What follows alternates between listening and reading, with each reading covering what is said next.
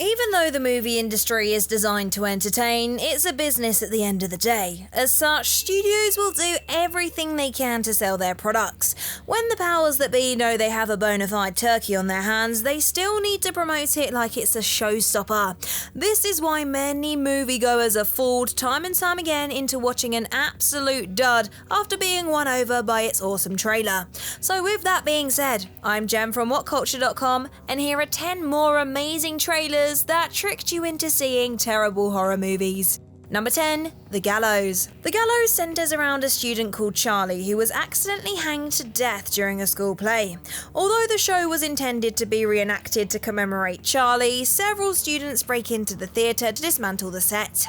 After witnessing several paranormal occurrences, the group suspect Charlie's spirit is among them. The Gallows trailer does what every trailer should do. It summarises the plot consciously, offers some disturbing imagery, and throws in a few jump scares for good measure. Contrary to how it was advertised, The Gallows is a creatively bankrupt mess. The story's set up so the ensemble are being haunted by Charlie's ghost. In the end, it's revealed that's exactly what's happening, making the big reveal unbearably anticlimactic. There are a few little twists, but it's tough to get invested thanks to the derivative plot and the one-dimensional characters. Also, it feels like the creators used the found footage style to justify the amateur filmmaking. The excessive shaky cam is likely to leave certain viewers feeling nauseous. Some scenes are shot so poorly, it's difficult to tell what's going on half the time. The Gallows may only be 81 minutes long, but I tell you, it's a slog to get through.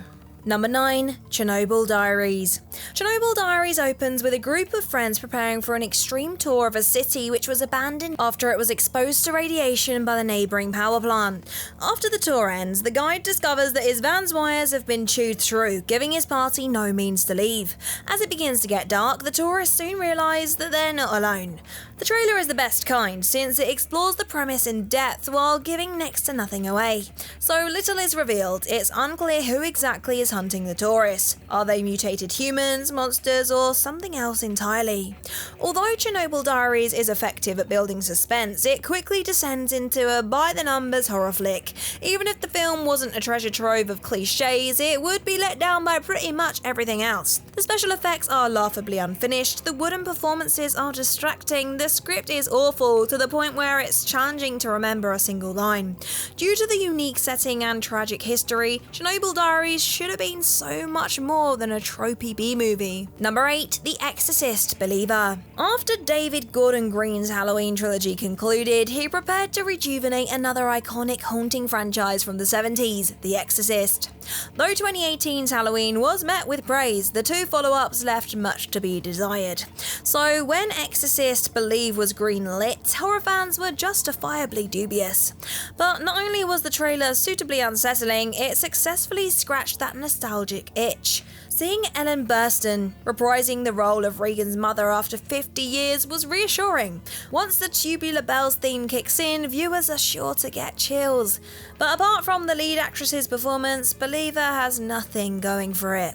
The callbacks to the original are so incessantly forced, it's like the filmmakers are admitting they have no fresh ideas of their own. Ellen does the best she can with the material she's given, but has not enough screen time to salvage this dreck. On top of that, the way she exits the movie is deeply insulting. This legacy sequel is so bereft of scares and innovation, it'll leave you wondering why David Gordon Green was keen on reviving this property in the first place. Number 7. Resident Evil Retribution. The Resident Evil games are renowned for focusing on atmosphere and building tension slowly. For this reason, the gaming community was devastated when Paul W.S. Anderson adapted the zombie property into an action-orientated blockbuster.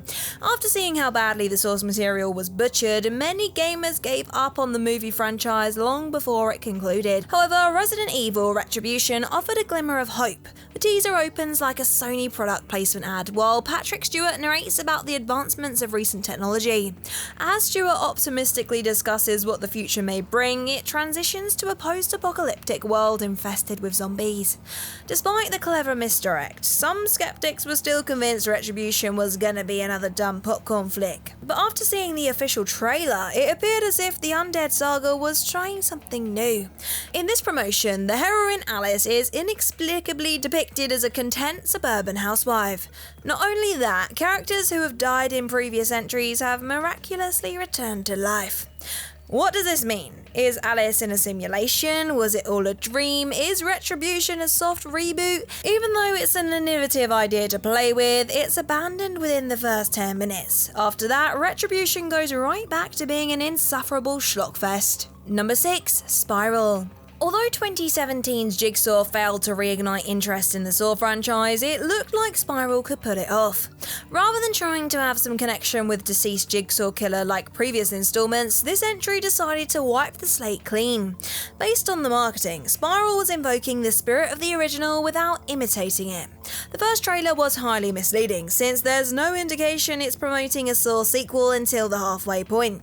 It sets up an intriguing mystery, with Chris Rock's character trying to figure out why this new serial killer is targeting police officers. And when Samuel L. Jackson shows up and drops the F-bomb, even the biggest doubters should be sold. But not only was Spiral a major flop, it's arguably the worst entry in the franchise due to the predictable twist, cookie-cutter characters, forgettable traps, and boring villain.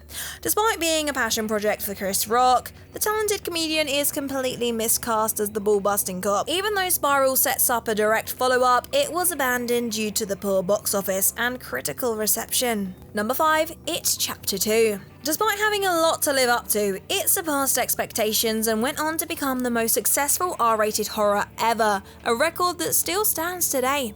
And yet, early signs indicated the sequel could turn out better. The trailer depicted old images of Pennywise, indicating the interdimensional entity's origins would be thoroughly explored. Although It Chapter 2 focused on the Losers Club members as adults, the marketing emphasized the young cast from the original would feature prominently.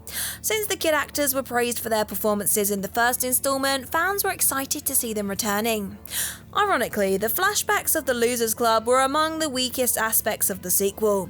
The teen actors had noticeably aged, compelling the filmmakers to digitally alter their voices and appearance, which was gratingly distracting. Regardless of what the promotion suggested, Pennywise's past is barely explored. Bill Skarsgård gives another towering performance, but it would have been nice to learn more about the wonky-eyed clown, especially after his backstory was hinted at the trailers. Furthermore, It Chapter 2 is way too long. Considering how many excess scenes there are, there's no reason why this lackluster sequel needed to be almost 3 hours. Let us know your thoughts in the comments down below, and while you're there, drop us a like, share and subscribe too. Number 4. The Fourth Kind. The Fourth Kind revolves around an Alaskan town with an unprecedented amount of reports surrounding alien abductions. While counselling the abductees, Dr. Abigail Tyler, played by Mila Jovovich, concludes these extraterrestrial encounters are more than a mere delusion. Although the plot screams B-movie, the trailer emphasises the subject matter would be dealt with seriously. Mila Jovovich speaks to the audience directly, informing them how every scene in this movie is supported by archival footage, some of which you are about to see. Based on the way The Fourth Kind was presented, the pseudo-documentary was expected to be an authentic dramatisation of real events, rather than a brainless sci-fi flick. But since it ended up on this list, it's obvious The Fourth Kind fits more into the latter. Firstly, all the archival footage is fictional. Now, that's not a problem in itself. The Blair Witch Project was a fake doc, but still managed to scare an entire generation. However, the problem lies with how unconvincing the so-called real interviews come across. The hokey dialogue and poor performances make it impossible to believe any of this is legit, severely undercutting the tension. The clever presentation deserves top marks, but The Fourth Kind never lives up to its potential. Number 3. The Bye-Bye Man. Conceptually, the Bye-Bye Man should be petrifying. The nebulous entity becomes stronger every time someone thinks about him. The trailer makes it clear that anyone being tormented by the titular monster can't speak about him without magnifying his power. And if his victims dare to say his name, they're done for. Despite the fact Boogeyman stories have been done to death, the Bye-Bye Man appeared to be teeming with potential. Oh, how we were wrong though. Apart from Doug Jones's commanding performance as the Bye-Bye Man, there's nothing redeemable that can be said about this travesty. The dreary exposition dumps sound like they were written by AI. Every scary scene is slathered with embarrassing CGI, the jump scares can be seen coming a mile away, the PG-13 gore is insultingly tame, viewers couldn't care less when the characters are picked off, since every one of them is generic, one note, or annoying. Worst of all, the Bye-Bye Man never comes across as scary. Thanks to a large selection of unintentionally hilarious moments, this train wreck could easily be mistaken as a parody. Number 2. The Village. M. Night Shyamalan's trailers tend to leave viewers terrified and engrossed, despite giving away the bare minimum. The promotions for The Village perfectly exemplify this notion. This folklore thriller centres around isolated villagers who are unable to leave their homes since the woods are populated by vicious monsters. Though moviegoers are desperate to catch a glimpse of the creatures, they never appeared in any of the marketing. However, the trailer is so beautifully shot, something as simple as Joaquin Phoenix's character walking into a forest is nerve-wracking. Sadly, The Village isn't as entertaining or as provocative as the marketing indicated. Many of the actors are wasted, especially Brendan Gleeson or Sigourney Weaver. The twist requires so many leaps in logic, it's hard not to laugh when the truth is revealed. Even though James Newton Howard's soundtrack is gorgeous and Bryce Dallas Howard's performance is phenomenal, there's no question The Village fell short of expectations. Number 1. Prometheus. The Alien saga has declined in quality so significantly over the last 30 years, it's easy to forget it was initially considered the peak of sci-fi horror. For this reason, Ridley Scott's franchise was in desperate need of a revival. When it was announced a prequel called Prometheus was in the works, it was hard not to get pumped. Although this origin story had an astounding cast and was being helmed by the original director, fans were worried about jumping on the hype train. Even if Prometheus was good, there was no way it could recapture the magic of the original, right? Then the trailer dropped. Based on this suitably epic and terrifying footage, Prometheus would answer many lingering questions, including the origins of the xenomorphs and the space jockey. The viral campaign, which included several film shorts, indicated the story would focus on world building and significantly expand the alien lore. Instead, all we got was a convoluted dumpster fire. The plot was incomprehensible, the lore was barely explored, and the characters' behaviour was nonsensical. What's worse is that it was plain to see that there was a brilliant story lurking deep down that could have worked if the script has gone through a few more drafts. Prometheus may not be the worst entry in the series by any stretch of the imagination, but due to the marketing, it was definitely the most disappointing.